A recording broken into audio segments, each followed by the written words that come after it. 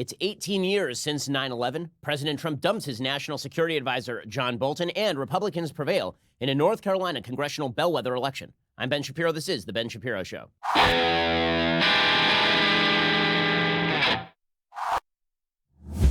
Well, today does mark the 18th anniversary. It's always weird to call it an anniversary of 9/11. There are a lot of people I know who are listening to the show who don't remember 9/11, who are too young to remember 9/11, which is an amazing thing because for people who were there, it was a seminal moment, much like I'm sure the assassination of JFK was for our parents and our grandparents. 9/11 was an earth-shifting moment. I remember precisely where I was when 9/11 happened. We were dropping my sisters off at school, my father and I, and people rushed out into the parking lot to tell us that the planes had hit the World Trade Center towers. It was a moment of clarification and crystallization. It was a reminder that the world is an incredibly dangerous place filled with evil and foes who hate the United States of America. And it was a reminder that America was still capable of coming together in times when America was under attack. Because the fact is that as divided as America was at the time, and I think America is more divided now than it was in 2001, the fact is that we were still able to recognize the common humanity in other Americans, realize that we shared the vast majority of the same values, realize that we were all on the same page on an essential key level. And we got together and we recognized that we had to go and fight the people who had murdered 3,000 Americans, who had taken down the World Trade Centers, who had attacked the Pentagon. It was a shocking and horrifying day. Obviously, I still get a little bit nauseous thinking about it, and I'm sure everyone who remembers it does. I mean, I'm not unique in that capacity in any way, shape, or form. We all remember the sacrifice of the firefighters and then the police officers who were rushing into the towers as people were running out, trying to save people. We all remember the firefighters who were there for cleanup, many of whom have gotten disease since because of all of the asbestos and soot and dust in the air. We all remember the soldiers who stood up and volunteered, people who are far braver than I was, who stood up and said, I'm going to go and I'm going to fight the bad guys over there so they never come over here. And it's important to remember those things because how you view 9/11 as a natural outgrowth of an isolationist foreign policy or as an aberration in American history, it's just something weird that happened that one time, shapes how we see foreign policy in the United States today. And how you reacted to 9/11 and how we react now to remembering 9/11 is indicative of where the future of American foreign policy lies. Because it seems to me that in the United States right now, there is this long slide back into the post-Cold War, pre-9/11 mentality on foreign policy, which is that the United States should retreat from the world. The United States has no place in the world, that a stronger United States is more likely to draw the attention of bad guys all over the world. If we sort of left the world alone, the world would leave us alone. And 9/11 was a reminder that that wasn't true, because the fact is that the Clinton administration had been extraordinarily non-forthcoming in terms of interventionism. In fact, the only real interventionist acts they took were on humanitarian levels, right? They did that in Yugoslavia. They did that in Somalia. They did that a little bit in Sudan. But the Clinton administration was certainly not an aggressive, hawkish administration. Bill Clinton rapidly cut the military such that the military was simply not ready to do a two-front war by the time 2003 came around.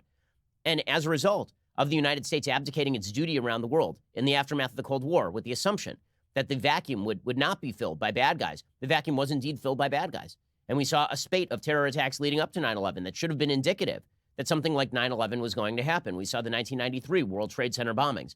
We saw the bombings of the Khobar Towers in Saudi Arabia in 1996. We saw the bombings of American embassies in Tanzania and Kenya in 1998, 1999. We saw the bombing of the USS Cole in 2000. And then, of course, we saw the massive World Trade Center attacks, and that was the final straw that woke America from its reverie. And in a second, I'll remind you exactly what that was like, what President George W. Bush had to say at the time, a time when America was unified and there was a realization, this brutal realization, that the world's problems would come here if we were not actively fighting them off away from our own doorstep. We'll get to that in just 1 second. First, got to talk about something that is always a little bit awkward to talk about, and that is the topic of sex within marriage. So obviously, sex is a pretty important thing, and one of the things that you want to make sure of is that if you've got a medical problem, you get it taken care of. Even though 52% of dudes over the age of 40 and 26% under 40 experience erectile dysfunction, studies show that 70% of men who experience ED don't get treated for it. And that's where our friends at Roman come in. Thankfully, Roman has created an easy way to get checked out by a doctor, get treated for ED online. With Roman, you can get medical care for ED, if appropriate, from the comfort and privacy of your own home. You can handle everything online in a convenient, discreet manner. Getting started is simple. You just go to getroman.com/Ben and you complete an online visit. If your doctor decides that treatment would be appropriate, they can prescribe genuine medication that can be delivered in discreet packaging directly to your door with free 2-day shipping. Dudes, you should go talk to a doctor. If you got a medical problem, that's not something to be embarrassed about. That's something to get solved. Just go to getroman.com/Ben to get a free online visit and free 2-day shipping. That's getroman.com/Ben for that free visit to get started. Getroman.com/Ben. Again, getroman.com/Ben. Okay, so on 9/11, there was also a key reminder that we also seem to have forgotten in the United States, and that reminder is that for all the critiques we have of the United States, the people who wish to destroy the United States, if America stays true to our own values and true to ourselves, those people are enemies of the world and enemies of freedom. Okay, there's a strong and I think morally correct attempt in the United States toward constant self-correction. We're constantly introspective, and we should be. We should be looking at all the things we can do to alleviate sins of the past and to correct problems of the present. We should do all of that. But America is a uniquely good place. America is a place of uniquely good ideals.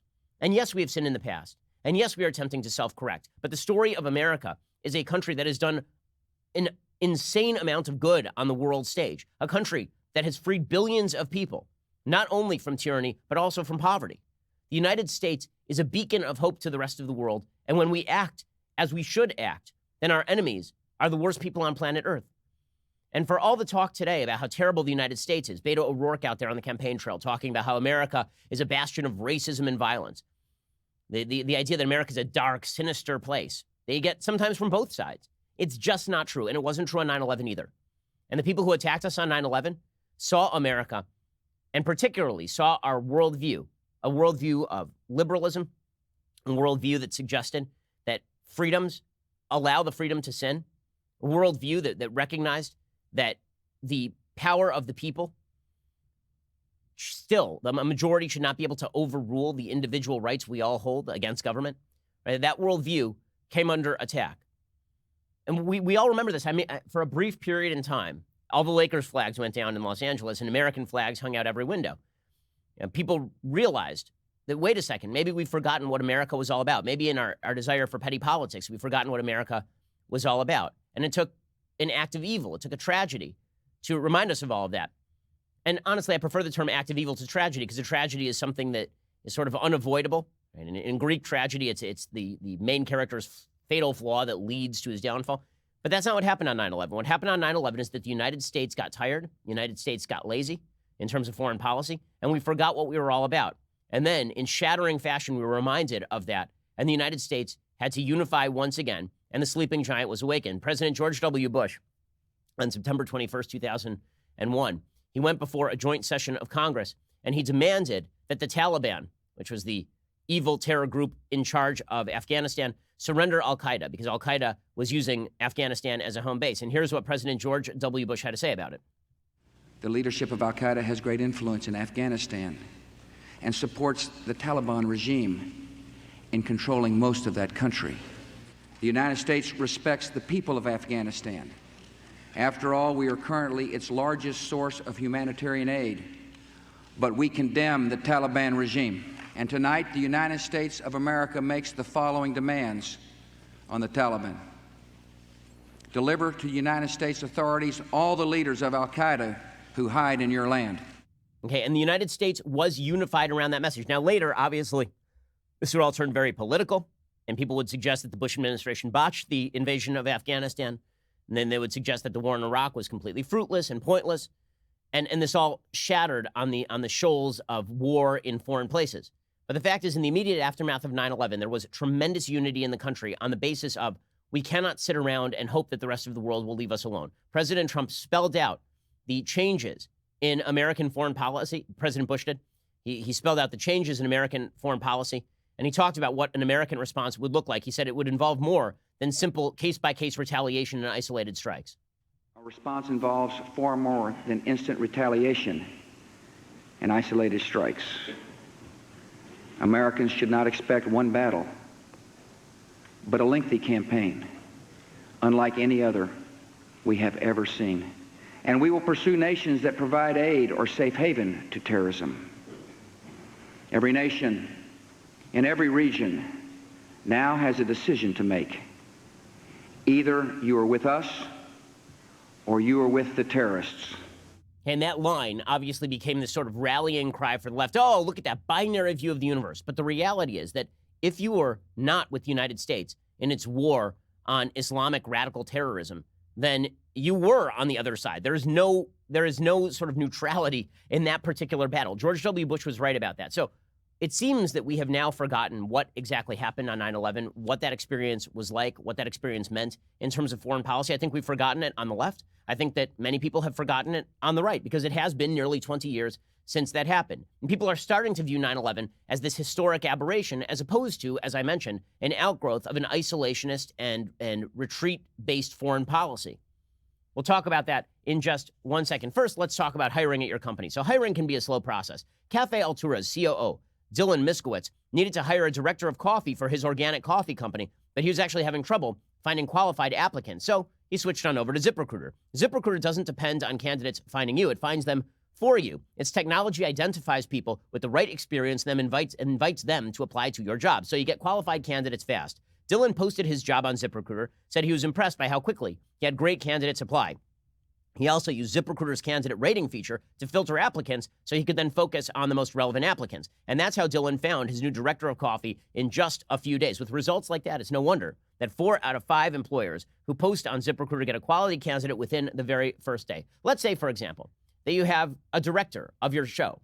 Let's say his name is Director Mike, and he just sort of weirdly laughs at things, and nobody knows quite why. Right? He sort of rants in the background, and things get awkward, and you think to yourself, well, you know, is there anyone better available than Director Mike? So you head on over to ZipRecruiter and you check it out. Well, 4 out of 5 people who are looking for a replacement for Director Mike might find them at ZipRecruiter.com. I'm not speaking about anybody specifically here, guys. See why ZipRecruiter is effective for businesses of all sizes. Try ZipRecruiter for free at our web address, ZipRecruiter.com/dailywire. That is ZipRecruiter.com/DAILYWIRE, ZipRecruiter.com/dailywire. ZipRecruiter is indeed the smartest way to hire. And I'm not just going to throw Pavel under the bus and suggest that he's the one who told me to talk about Director Mike there, but that's kind of what happened. In any case,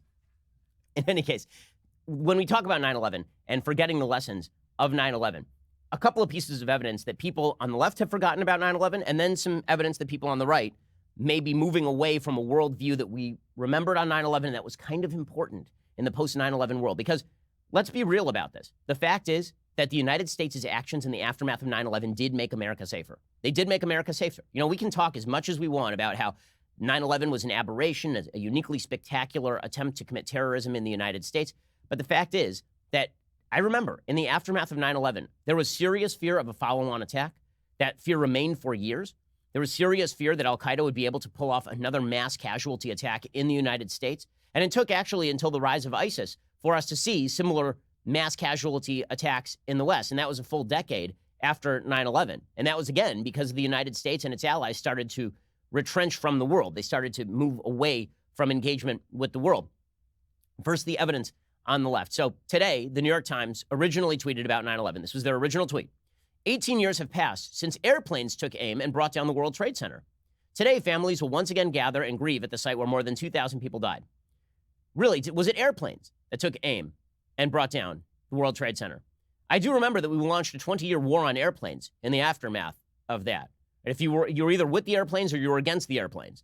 That was the basic tenor of that. The New York Times obviously then had to delete this. They said, we deleted an earlier tweet to the story and have edited for clarity. The story has also been updated. The story's lead, by the way, repeated exactly the same line. The story's lead also suggested that airplanes had taken aim. For the same reason the media refused and still refuse to show the actual pictures of what happened on 9/11 and refused to talk about the actual perpetrators of 9/11 and refused to show the pictures of people leaping from the tops of flaming buildings to their death because they don't want to remind America what 9/11 actually was. For the same reason, the New York Times is tweeting out about how airplanes took aim. And it's not just that tweet, okay? The New York Times editorial page today online. I don't receive their print newspaper, so I'm just going to give you their editorial page today online. It is the 18th anniversary of 9/11. You would expect that this might prompt some reflection on 9/11. Okay, there are 1, 2, 3, 4, 5, 6, 7, 8, 9, 10, 11 editorials on the website of the New York Times as we record this, right? As I'm speaking these words. One of them is about 9/11. The one about 9/11 is titled "The World 9/11 Took From Us." It's by a person named Omar Aziz, and it's talking about Islamophobia. So 18 years after 9/11, we are still doing the routine that the media did in the aftermath of 9/11, which was that the biggest problem facing the United States was not evil Islamic radical terrorists attempting to murder Westerners. Now, the biggest problem in the United States was supposed brutal Islamophobia springing from the American people. In other words, the radical left's knee-jerk belief that the United States is responsible for everything that happens to the United States, that the United States' skirt was too short, led a lot of people on the left to immediately respond by suggesting that Americans were these vicious racists who were going to attempt to target Muslims across the United States. That wave of anti-Muslim violence never materialized. Okay, by hate crime statistics, Jews were targeted every single year, far more than Muslims were in the United States on a per capita basis. And yet that media narrative remained for years, that the real problem was that America after 9/11 became Islamophobic, that was the big issue. And you see this today in the left's continued crusade to paint America as a uniquely terrible place, when 9/11 really reminded us that, when you look at America in relation to the rest of the world, this place is pretty effing fantastic. And our ideals are pretty spectacular. The unity that surrounded 9/11 lasted for about 5 minutes. And certainly by now on the left, we have forgotten that unity, and we've gone back to America is responsible for all the sins against her. And if only we would be more conciliatory and we'd be more multicultural, if only we'd be nicer to the immigrants, then everything would be fine. Now, that is not an argument about illegal immigration. That's not an argument about legal immigration. Okay, I'm not making an argument on that basis. I'm saying that for the left, the radical left, all of America's sins, in the words of Jeremiah Wright, came home to roost on 9/11. And that was a perspective on the left. It remains a predominant perspective on the radical left in the United States. It is wrong, it is dangerous, and it is morally obtuse. And then on the right, we seem to have forgotten that we have intractable foes in the world, and that they do fill the vacuum left by the United States. That the world is not simply a place of status quo. That if the United States moves out of particular areas, America's enemies move in. And that does have an impact. And that impact may not be felt for some years. But we do have to make difficult decisions on foreign policy. And some of those decisions are decisions like, should we have a more intrusive, invasive, hawkish foreign policy to prevent the death of civilians at home? Or should we accept the fact that if we are more isolated from the rest of the world in terms of foreign policy, if we leave areas to fester for years at a time without any sort of intervention, without any sort of American influence in those areas, that every so often we're going to take a mass casualty attack in the United States that may kill 3,000 Americans? Because to pretend that you can have your cake and eat it too when it comes to foreign policy is an immature view of foreign policy. This immature view of foreign policy came to a head over the last week and a half when apparently the Trump administration and President Trump himself were specifically considering whether to have that same Taliban, the Taliban that George W. Bush talked about in 2001, that fostered al-Qaeda, the same Taliban that continues to reject the legitimate government of Afghanistan and foster terrorism throughout Afghanistan, whether that same Taliban should be welcomed to Camp David and the United States should cut a peace deal with a bunch of people who acknowledge openly that they wish to murder Americans and hate everything that the United States stands for. And you can see this gap opening up on the right between sort of Bush-era foreign policy and the Trump-era foreign policy. And I was fearful that this was going to open up more in 2016 when President Trump was elected, mainly because the Bush administration made mistakes on foreign policy, right? Knowing now what they knew then, would they have invaded Iraq? I highly doubt it. Knowing now what they knew then, would they have surged troops in Afghanistan sooner? Probably. Knowing now what we knew then, would they have focused on building up the military and fighting a one-front war instead of a two-front war? I'm sure they would have. Would they have surged sooner in Iraq even if they had gone in? Absolutely. But the overall foreign policy view of the Bush administration was, if we do nothing, we're going to get another 9/11 and we're going to get a lot more terrorism and we are going to see our enemies thrive. And so we have to do more. Right? The Clinton-era foreign policy was a mistake. In the aftermath of the Bush foreign policy, we got the Obama-Trump foreign policy. And Trump there was a question, an open question in 2016 as to whether Trump was going to be more interventionist, sort of like Bush, or was he going to be more Obama-esque, seeking to bring America's troops home from these far-flung places across the world and assume that everything would sort of be fine. And that was Obama's approach to foreign policy in which he slashed the military.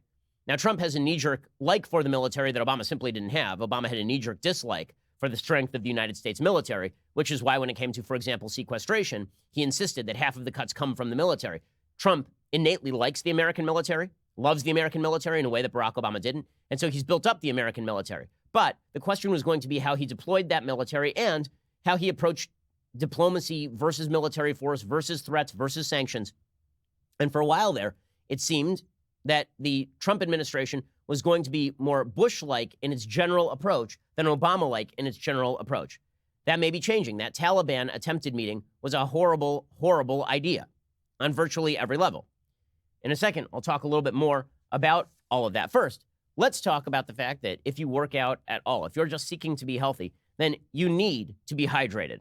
Right? If you hate being dehydrated, but sugary sports drinks are not the solution for you, you need something called Liquid IV. It is the fastest, most efficient way to stay hydrated. It hydrates you faster and more efficiently than water alone, and it gives you the added bonus of vitamins C, B3, B5, B6, and B12. Liquid IV is the fastest growing wellness brand on the market. You can find them everywhere, even at Costco. All Liquid IV products utilize cellular transport technology. It's a specific ratio of glucose, sodium, and potassium. When mixed with 16 ounces of water, it helps your body absorb more of the water and nutrients you drink directly into your bloodstream. Liquid IV fuels tough workouts. It helps prevent muscle fatigue. It promotes healthy post-workout recovery. So I've been urging Andrew Klavan to take it, so he remains alive. And I've been urging Michael Knowles not to take it for precisely the opposite reason. Unfortunately, both of them are taking it, and both of them love it. Both of them say that Liquid IV really helps them out, and it makes them feel better. They've been telling me, really raving about it. It's not kosher, so I haven't tried it, but everybody who doesn't keep kosher absolutely should, right? Andrew Klavan and Michael Knowles absolutely attest that the thing is fantastic. Right now, my listeners get 25% off at liquidiv.com when you use my code BEN at checkout. That is 25% off anything you order on Liquid IV's website. Go to liquidiv.com, enter my promo code BEN to get your savings and start getting better hydration. That's liquidiv.com, promo code BEN. If you wish to be hydrated and be healthier, check it out, liquidiv.com, promo code BEN. Everybody but Knowles should take it. Liquidiv.com, promo code BEN. Don't wait. Start properly hydrating today. Okay, so as I say, there's this open question about the Trump administration's foreign policy. And so far, it seemed as though the Trump administration foreign policy had been more along sort of Bushian lines, although without the sort of Wilsonian aggressive instincts of the Bush foreign policy. So in other words, the United States had to be involved in the world, but sometimes it would just be a long-term holding pattern. It wasn't going to be the transformation of Afghanistan into a thriving democracy or the transformation of Iraq into a thriving democracy. It was Bushian aggressive interventionism with a realpolitik twinge. And that was actually pretty good. That was pretty good. And then over the last week, we got all this talk about the Taliban. And you could see the gaps beginning to emerge on the right over the legacy of 9/11. So Condoleezza Rice came out yesterday. She's on CBS this morning. And she said, listen, this is ridiculous. We should not be negotiating with the Taliban. Well, I'm relieved that we walked away from these talks. I always wondered if it was really possible to get a solution with a Taliban that is not really committed to peace. And there were some bad telltale signs. There's an Afghan government that has been there now as our ally for a decade and a half. And the Taliban says they don't recognize them, they won't talk to them. That's a bad sign. Okay, and Condoleezza Rice points out correctly that if the United States withdraws from Afghanistan, it collapses back into chaos again with the Taliban taking over. In Europe for 45 years until Germany could unify between 1945 and 1990. We're still there. We keep the peace on the Korean Peninsula since 1953. And I know that Americans are tired of some of the responsibilities, but frankly, there's nobody but the United States of America that can do these things. And so I don't know what the right numbers are, but I hope that the president and his aides are asking our military, what can we do to leave enough of a presence there to stabilize the situation? Now, as I say, this is the conflict that is breaking out into the open. And it seems to have broken out specifically over this Taliban thing. And the conflict I'm talking about ends with the firing of John Bolton, the national security advisor. So apparently Bolton's position with the Taliban was exactly Condoleezza Rice's position with the Taliban, which would be the Bush position with the Taliban. Frankly, you can't negotiate with terrorists. And if we have to leave a footprint in Afghanistan indefinitely, we will leave a footprint in Afghanistan indefinitely. And then there was the other side of the equation, which was sort of Trump's instinct, which is get out now as fast as humanly possible. And if they hit us, then maybe we have to hit them again. But we got to get out as fast as humanly possible. That side of the equation is backed by people more like Tucker Carlson and Rand Paul. And that came to a head with the firing of Bolton. So according to Karen Young, Josh Dawsey, and John Hudson over at the Washington Post, over a turbulent 17 months, President Trump and National Security Advisor John Bolton had disagreed on a variety of issues, from North Korea to Venezuela to Iran. But Trump finally decided to remove his top security aide on Tuesday after a heated discussion in the Oval Office, following accusations by other officials in the administration that Bolton had leaked to the news media, tried to drag others into his battles with Secretary of State Mike Pompeo over Afghanistan, and promoted his own views rather than those of the president, according to people familiar with the matter. Trump called on Bolton to meet with him on Monday afternoon as he prepared to leave for a campaign rally that night in North Carolina. Bolton was seen by some in the administration as the source of a media report that Vice President Pence and he were allies in opposing a peace deal with the Taliban negotiated by Pompeo's State Department. Just before the meeting, Trump had tweeted that it was fake news designed to create the look of turmoil in the White House, of which there is none. And then, of course, he fired Bolton. Bolton denied the charge, said, "I didn't leak that to the media, that there was this big division." But the Afghanistan issue, according to the Washington Post, turned out to be a tipping point. Among accumulated grievances that had been building for months, the president was annoyed that Bolton would regularly call on members of Congress to try to get them to push Bolton-preferred policies on Trump, according to a senior official who, like others, spoke on the condition of anonymity to discuss internal deliberations. Many on Bolton's handpicked staff were seen as unnecessarily confrontational with other parts of the national security bureaucracy. Now, let's be real about this. The way that policy is conducted in the Trump administration is via television and outside influences. That is the way it is conducted, okay? It is not what happens in the room. So it used to be that foreign policy was conducted in the room. Basically, you'd have all of your foreign policy players, they'd sit around the table, they'd bring in briefing experts, and then decisions would be made. That is not how President Trump makes policy. He makes policy by watching TV, he listens to commentary, he takes in the commentary, and then he produces a decision. Or he gets a call from somebody outside, and then he considers that, and then he makes decisions. Okay, we have seen this repeatedly on everything from domestic to foreign policy. He'll take a call from Tucker Carlson or Sean Hannity, and then he will make decisions on the basis of his opinion about those calls. He'll watch something on Fox News, and this will shape his thinking on how a particular issue takes place.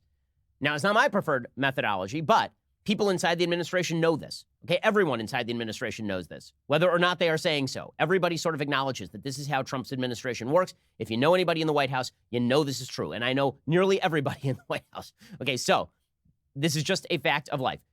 So this complaint about Bolton, that he was going to outside Congress people, having them call, everybody in the White House does that. That is nothing new. That is nothing new. What really happened here is that Trump got egg on his face over this whole Taliban ridiculous appeal that he was going to bring the worst people on earth, literally some of the worst people on earth, to Camp David, and then he was going to have some sort of peace agreement with them in which they would promise something and then give up nothing. And then we were going to withdraw American troops on that basis and never reinsert them, because once you withdraw them, Trump is not going to reinsert those troops. Okay, it was a bad idea from the outset. Bolton opposed it. Bolton's pretty loud about opposing it until Bolton's out. That's pretty much what seems to have happened here. Trump had been inundated with complaints, according to officials. Pence and acting White House Chief of Staff Mick Mulvaney, who were awaiting Trump's arrival Monday afternoon in Fayetteville, found Bolton increasingly abrasive and self-promoting, which is to say, the best way to get someone fired in the Trump administration is to go to Trump and say, that guy's stealing your limelight, he's on TV and he's undermining you. It's always to appeal to Trump's ego. Secretary of State Pompeo and Treasury Secretary Steve Mnuchin had told Trump that his national security advisor was not helping him, officials said. Bolton had even refused in recent weeks to go on television and defend the president's policies on Afghanistan and Russia. Bolton, the president felt, wasn't loyal. He wasn't on the team. Of course, it always comes down to that for President Trump. After Trump made his views known, Bolton offered to resign. According to Bolton, Trump insisted that they would discuss it the next day. It was the last time he saw the president. He had the meeting, thought about it for a few hours, especially since the president wasn't exactly begging him to stay on, and he had had enough, said a person familiar with Bolton's thinking. On Tuesday morning, Bolton handed a 2-sentence letter to an aide for delivery to Trump and left the building. "I hereby resign effective immediately." Just before noon, Trump stole his thunder, announcing in a terse tweet that he had fired his third national security in a row. That'd be after Mike Flynn and H.R. McMaster. He said, "I disagreed strongly with many of his suggestions, as did others in the administration. I will be naming a new national security advisor next week." And there was this whole debate that broke out over whether Bolton had resigned or whether Bolton was fired. Now, does this necessarily mean that Trump is shifting radically to the isolationist caucus when it comes to foreign policy? No, it doesn't. But it certainly provides an opening to a lot of the members of that caucus who seek to minimize America's presence on the world stage. Now, again, I'm not saying that's coming from a bad place for a lot of these folks. I'm not saying that Tucker, who tends to be on this side, or Rand Paul, who tends to be on this side, I'm not saying this is coming from a place that the American left is coming from, where they say that America's presence on the world stage provokes attacks against the United States, and America is a force for nefarious ends in the world. I'm not saying any of that. I think that Tucker's basic perspective is that the United States should not be expending resources abroad that could be better spent at home. I think this is Rand Paul's perspective too, although more tinged with maybe a Ron Paul sentiment. And Tucker's perspective is, if we bring those folks home from distant lands, we can build up the United States. If somebody hits us, we hit them back, and that's pretty much how this works. Right? You don't need an interventionist foreign policy. And that's a good faith argument. I would suggest that the aftermath of 9/11, that argument basically fell apart, but we're now 20 years distant from that, and so now there's a reconsideration of that argument. That argument seems to be breaking out anew, specifically over Bolton, who is a Bush-era holdover, and Mike Pompeo, who is not as much, or he's a congressperson before he headed on over to the State Department. Okay, we'll get into more of this in just 1 second. First, let's talk about knowing your business inside and out. So we run a profitable business here at the Daily Wire, right? We're not a 501c3. We actually have to run a profit. That means we have to keep track of everything that is going on in our offices. And most businesses do. You want to run a successful business, you have to make sure that you know your numbers. If you don't know your numbers, you simply don't know your business. But the problem growing businesses have is that they have these hodgepodge of business systems. So you don't actually have one centralized place where you keep track of all your numbers. This is why you need NetSuite by Oracle. It's the business management software that handles every aspect of your business in an easy-to-use cloud platform, giving you the visibility and control you need to grow. With NetSuite, you save time, money, and unneeded headaches by managing sales, finance and accounting, orders, and HR instantly, direct from your system, your desktop, or your phone. That's why NetSuite is the world's #1 cloud-based business system. Business owners, you need to know your business. The best way to do that is using NetSuite. Right now, NetSuite is offering you valuable insights with a free guide, 7 key strategies to grow your profits at netsuite.com/Shapiro. That's netsuite.com/Shapiro to download your free guide, 7 key strategies to grow your profits, which I think would be useful for everyone. We can all grow our profits. netsuite.com/Shapiro. Go check them out right now. Use that /Shapiro so you get that special deal on 7 key strategies to grow your profits. Alrighty, we're going to get to more of John Bolton being fired. We'll also get to this North Carolina special election. Republicans did win in North Carolina 9 last night. We'll talk about that. But first, you have to go over to Daily Wire and subscribe. You should do it. I make the pitch every day, $99 a year. It's getting near the end of the year. And I promise we are about to implement all sorts of massive changes over at Daily Wire, like we're flipping our website. We have all sorts of great new benefits for subscribers. We have some real goodies that are coming up. So go check us out right now over at Daily Wire. $99 a year for the annual is better than $9.99 a month for the monthly. Go check us out right now. We are the largest, fastest growing conservative podcast and radio show in the nation.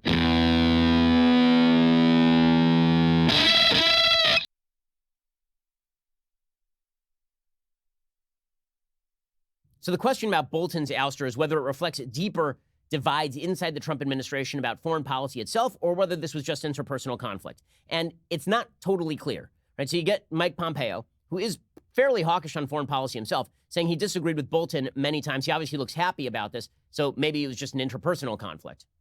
Can you describe your working relationship with John Bolton as it was today? Sure. And also, sure. Does his departure make it easier for you to do your job and for the administration to accomplish the president's foreign policy agenda? Look, I don't talk about the inner workings of how this all goes. We all give our candid opinions. There were many times Ambassador Bolton and I disagree. That's to be sure. But that's true for lots of people with whom I interact.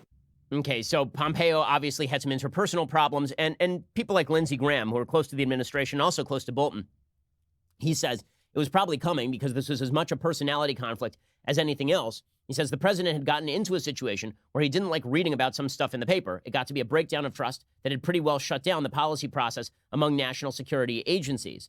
At the White House, those outside the inner sanctum were stunned when Trump's tweet appeared. At the Pentagon, there were cheers. When Pompeo appeared in an unrelated news briefing shortly after Trump's tweet, he rebuffed frantic questions about Bolton, saying he would not talk about the administration's inner workings. Steve Mnuchin also looked pretty pleased over at the Treasury Department, and he sort of blamed this on the variant views of Trump and Bolton on the Iraq War, which makes zero sense considering that the United States does not have a lot going on in Iraq at this point as compared with Afghanistan. The one thing I would just say, follow up, because the president's been very clear on this. The president's view of the Iraq war and Ambassador Bolton's was very different. The president's made that clear.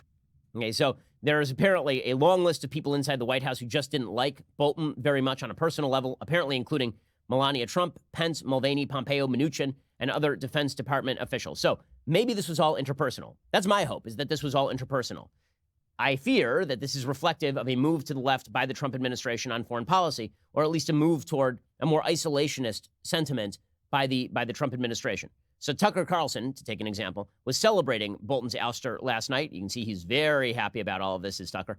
And Tucker suggested, I think ridiculously, that Bolton is a man of the left, which is just bizarre and insane. Like, there's no evidence whatsoever that Bolton is a left-winger. I mean, really, does the left love John Bolton? Because I'm missing it. If you're wondering why so many progressives are mourning Bolton's firing tonight, it's because Bolton himself fundamentally was a man of the left. There was not a human problem John Bolton wasn't totally convinced could be solved with the brute force of government. That's an assumption of the left, not the right. Don't let the mustache fool you. John Bolton was one of the most progressive people in the Trump administration.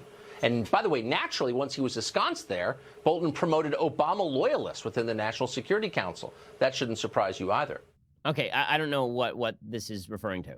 I mean, seriously, John Bolton is a man of the left, and the left was mourning him yesterday?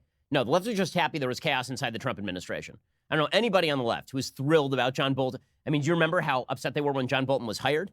They went nuts. They went nuts. Rand Paul, of course, plays the same tune. He says that the threat of war is diminished with Bolton gone. Let me just make something clear here.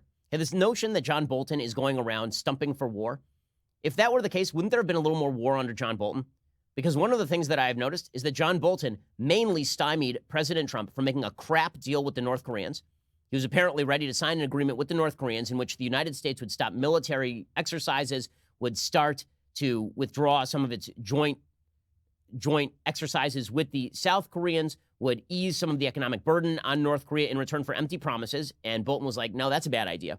And then Bolton also undermined the negotiations with Iran that were going on that would have presumably returned the United States to something resembling the Iran nuclear deal from which Trump withdrew in the first place. And then Bolton was standing strong against this Taliban deal. Okay, in none of these cases was war the alternative. In none of these cases was Bolton stumping for full-scale war with any of these places. Okay, so this is all this is straw man crap. Here's Rand Paul spewing it. You know, I think the threat of war around the world is greatly diminished with Bolton out of the White House. I think he had a naive point of view for the world that we should topple regimes everywhere and institute, democratic governments, and we would make the world perfect or remake the world in our image. And frankly, it just doesn't work that way. There's a lot of history of getting rid of strong men in the Middle East and having them replaced by vacuums or chaos, or actually making the place more hospitable for terrorist training. Okay, again, you can criticize Americans' interventionist foreign policy, but doing this whole thing about how America is less likely to go to war now that John Bolton is out. And there are two ways America goes to war. America goes to war precipitously, and America goes to war reactively. After 9/11, it was reactive, and then it became precipitous. Are you more fearful that the Trump administration is going to go to war reactively or precipitously? My fear is that we will go to war reactively. We won't do enough. We will be attacked, and then we'll be forced into a position of doing something. And so far, that's been Trump's tendency. One of the things about an active foreign policy is sometimes you forestall war by preventing the conditions that lead to an outbreak in the first place. The sort of preemptive strategy of interventionism in foreign policy that was Bushian, is that going to be replaced by a different sort of isolationist foreign policy now that Bolton is out? That remains to be seen. And I think that how we view 9/11 has something to do with that. I do. I mean, I think that the relative unanimity that we saw in the aftermath of 9/11 has faded, and now we are back to the Clinton-era arguments that took place. Frankly, I think we were back to those arguments as soon as 2008, 2009, when Barack Obama was elected. But to see that sort of cross-party lines is at the very least somewhat disturbing. I would prefer to think, and I think realistically, that the Trump administration is not going to suddenly embrace all sorts of deals with the world's worst regimes. At least I hope not. Instead, I think that the Trump administration, maybe this was just about interpersonal conflict. That at least is my hope. I will say this. When Iran is celebrating the ouster of an American advisor, that's probably not a great thing. According to the Associated Press, Iran's president urged the United States on Wednesday to, quote, put warmongers aside as tensions roil the Persian Gulf amid an escalating crisis between Washington and Tehran in the wake of collapsing nuclear deals with world powers. Hassan Rouhani, his remarks signaled approval of Trump's abrupt dismissal of John Bolton as national security advisor. I have a general rule. Anything that pleases Iran is bad. Okay, the reason I say this is because Iran is run by evil, evil people who have pursued awful violence in the region against American allies, against various sovereign countries. You know, whenever you are again, Iran celebrating is not a good thing for the United States as a general rule. Okay, meanwhile, over in North Carolina, there was a special election last night. The Democrats were hoping very much, like that Georgia district where John Ossoff ran and lost, that they were going to pull out a surprise victory in a heavy red district. This district was won by President Trump in 2016 by 12 points. Well, last night, the district was won again by a Republican. It's been held by a Republican for something like 40 years. It was won by 2. According to the New York Times, Dan Bishop, a Republican state senator, scored a narrow victory on Tuesday in a special House election in North Carolina that demonstrated Trump's appeal with his political base, but also highlighted his party's deepening unpopularity with suburban voters. Bishop defeated Dan McCready, a moderate Democrat, one day after Trump made a full-throated plea for support for the Republican at a rally on the conservative end of a Charlotte to Fayetteville district, which the president carried by nearly 12 points in 2016. With most votes counted as of Tuesday night, Bishop was ahead by about 2 percentage points, according to the Associated Press. The fierce fight for the 9th congressional district also brought to an end a tortured political drama, the 2018 midterm race for the seat, in which McCready barely lost against a different Republican, was in question for months because of evidence of election fraud on the GOP side. That election was thrown out and a special election had to be held, and then the Democrat lost actually by more votes than the Democrat lost the first time around. So the question is what kind of bellwether this is. President Trump believes that this is a bellwether for coming Republican victory in 2020, and he tweeted out as much. He tweeted, Dan Bishop was down 17 points 3 weeks ago. He then asked me for help. We changed his strategy together, and he ran a great race. Big rally last night. Now it looks like he is going to win. CNN and MSNBC are moving their big studio equipment and talent out. Stay tuned. Trump is obviously correct that CNN and MSNBC were in mourning last night. It's always amusing to watch as President Trump takes credit for victory and casts blame whenever there is a loss. I really doubt that if Bishop lost, he would have been like, well, you know, went in there, guess it didn't help. It wasn't going to go that way. But Trump is correct that his last-minute push must have helped Bishop. I mean, that was a slim, close race. Trump gets out the base. He's a formidable political figure at getting out the base. As I am fond of saying, winning an election in the United States is about 2 things, making it unpalatable to vote for your opponents and making it very palatable for people to vote for you. Trump is fantastic at the former, and he is not phenomenal at the latter, getting people to vote for him. However, he does drive out the base. Right? There are a lot of people who show up to vote against him, but in a special election where turnout's going to be low, Trump's presence there may have been the turning point for the Republican in this race, Bishop. Now, is it true that Bishop was down 17 points a couple of weeks ago? I haven't seen any data that supports that. It was a pretty close race for weeks and months, but still, Trump helped. I mean, Trump showing up and rallying helped. And that's why I said yesterday on the show that President Trump's rally was a good moment for Trump. It looked a lot like what 2020 has to look like. Him touting his economic record and him pointing at Democrats and suggesting that they are indeed incredibly radical. The Democrats only lost narrowly because they were running a blue dog Democrat in this race. They were running an ex-military member who was fairly moderate on a lot of push-button policies. And that guy only lost by 2. Now, the possibility here is the Democrats fail to take the lesson. The lesson Democrats should take is if we run a very good candidate in a red district, it turns purple. And if we run a very good Democratic candidate in a purple district, it turns blue. In other words, they should be running more toward the center and not proclaiming progressive policy as the be-all, end-all. But it seems like they're taking the opposite message, which is, I guess we didn't get out our base enough. So, for example, you get this article from the Washington Post's Philip Bump, quote, "Are moderate Democratic candidates the safe bet they used to be?" His impression is that what Democrats really need to do is skew to the progressive left. Now, if that's the lesson you took out of NC9, you're getting it wrong. Okay, the only reason that was a competitive race is because Democrats ran a very good candidate in that race against a somewhat weak Republican candidate in a time when Republicans are not overwhelmingly popular. But if Democrats had run AOC in that district, they lose by 30, right? But a lot of Democrats are taking the wrong message. So Philip Bump says, since Barack Obama was elected president in 2008, there's been a slow uptick in Americans reporting satisfaction with how things are going in the country. You can see that in the Gallup polling. Over the course of 2008, Gallup data indicated that on average, 15% of Americans were satisfied with how things were going. In 2009, that jumped to an average of 26% before slipping back into the upper teens by 2011. By Obama's last year in office, the average was 27%, which carried into 2017, President Trump's first year in office. In 2018, the figure was over 30%. So far this year, the average has fallen slightly. Now, I love that he's attributing this to politics. Okay, the fact is that this has nothing to do with politics and everything to do with how the economy is going. In other words, when the economy sucks, satisfaction goes down. And when the economy gets better, satisfaction goes up. But Bump says during the 1990s, views of satisfaction among Democrats and Republicans generally tracked with one another. Starting in 2001, when George W. Bush became president, Democratic satisfaction tanked, while Republicans remained confident with how things were going, at least until Bush was reelected. Then the Iraq War and the economy submarined satisfaction even within Bush's own party. Satisfaction stayed low among Republicans during Obama's 2 turns, recovering only once Trump won. Trump's victory, though, prompted Democrats to suddenly see the direction of the country as increasingly unsatisfactory. So he's right about this. There is a partisan gap in satisfaction with the country that is largely based on political control. But overall, the satisfaction with the country tends to track with the economy fairly well.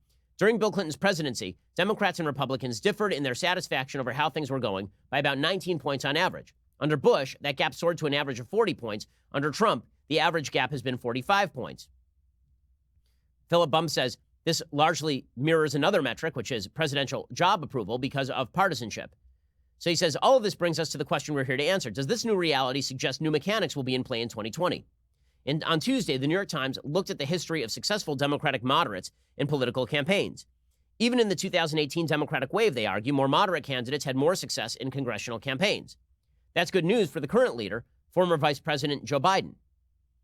But, they say, do more moderate positions mean that Biden has a better chance of winning?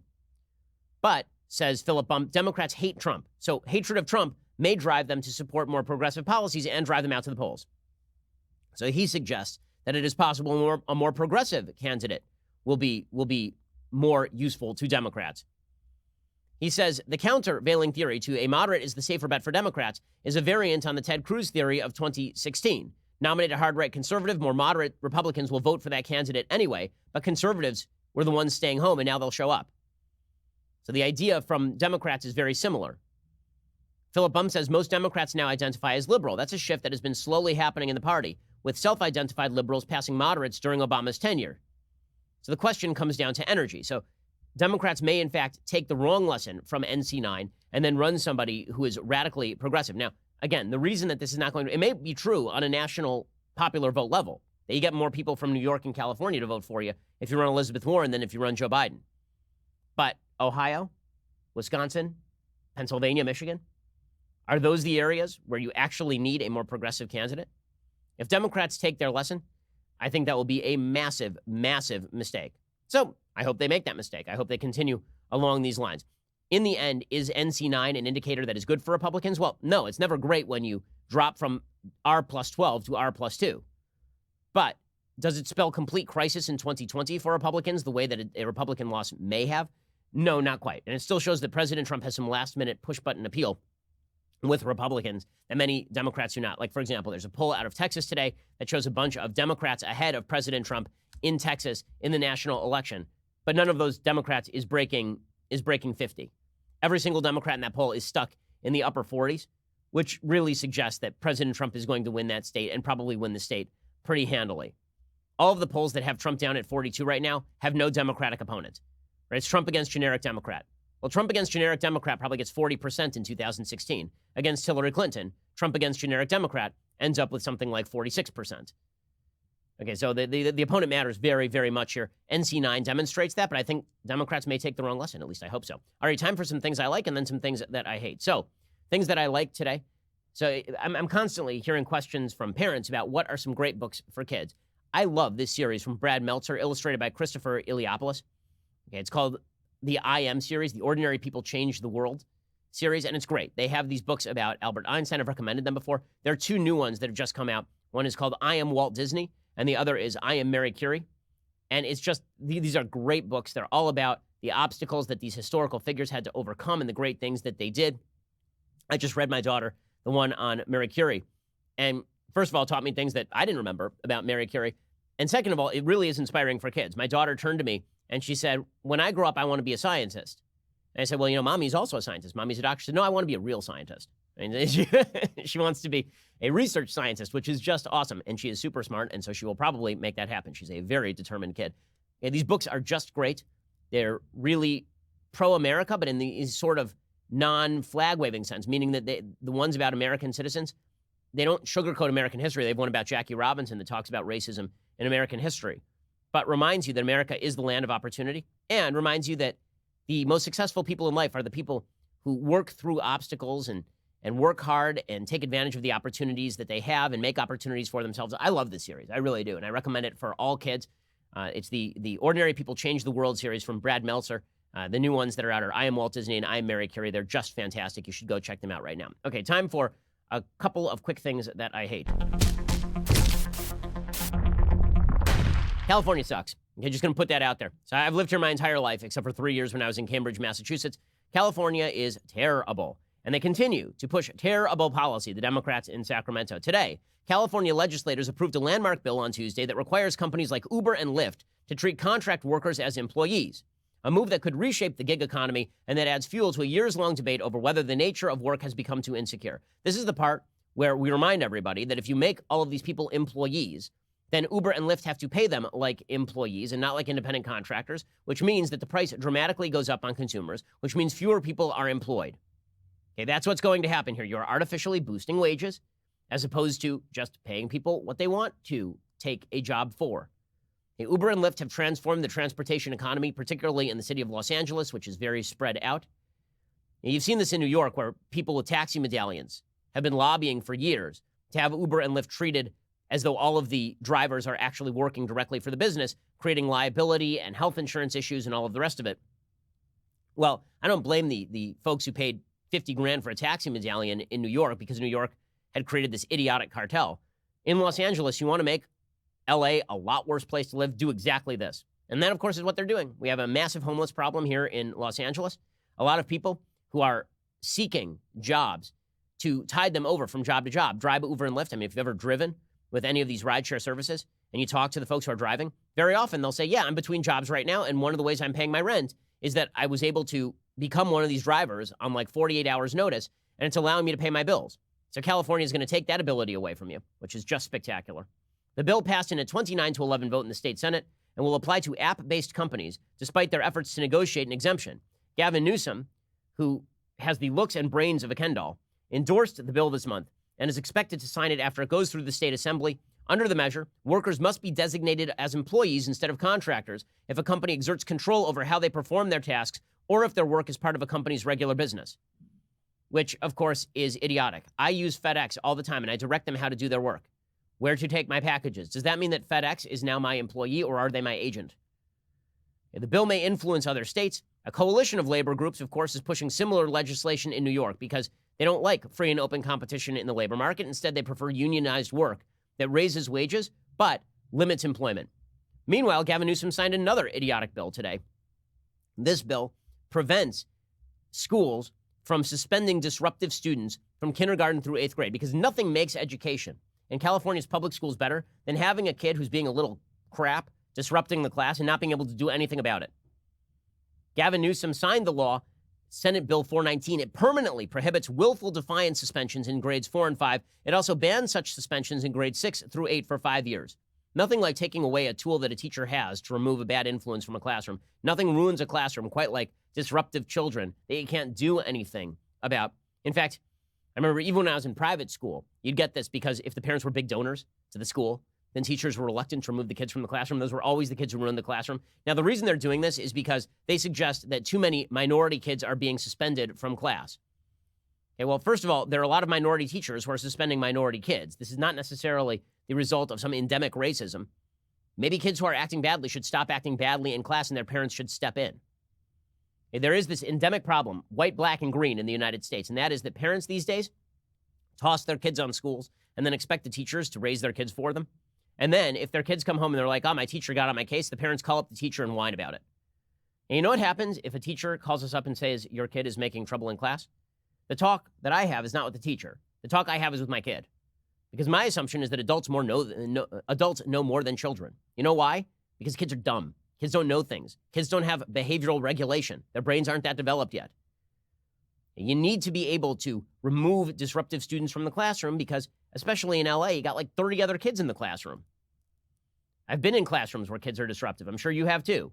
It is not a pretty picture, and it tends to have a snowball effect because once kids know they can get away with something, then all the kids start acting this way.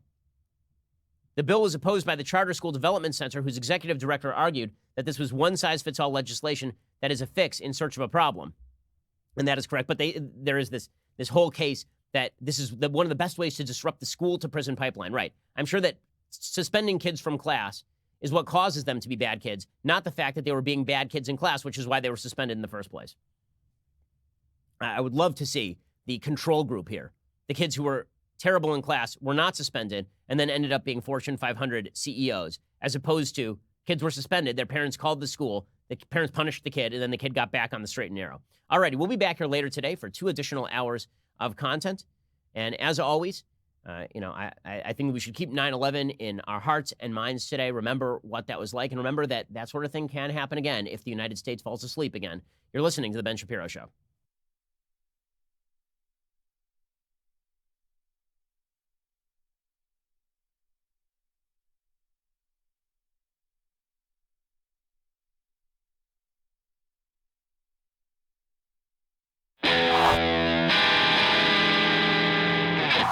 The Ben Shapiro Show is produced by Robert Sterling, directed by Mike Joyner, executive producer Jeremy Boring, senior producer Jonathan Hay. Our supervising producer is Mathis Glover, and our technical producer is Austin Stevens, edited by Adam Sayevitz. Audio is mixed by Mike Coromina. Hair and makeup is by Jesua Olvera. Production assistant Nick Sheehan. The Ben Shapiro Show is a Daily Wire production. Copyright Daily Wire 2019. Hey everybody, it's Andrew Klavan, host of The Andrew Klavan Show. You know, some people are depressed because the American Republic is collapsing, the end of days is approaching, and the moon has turned to blood. But on The Andrew Klavan Show, that's where the fun just gets started. So come on over to The Andrew Klavan Show and laugh your way through the apocalypse with me, Andrew Klavan.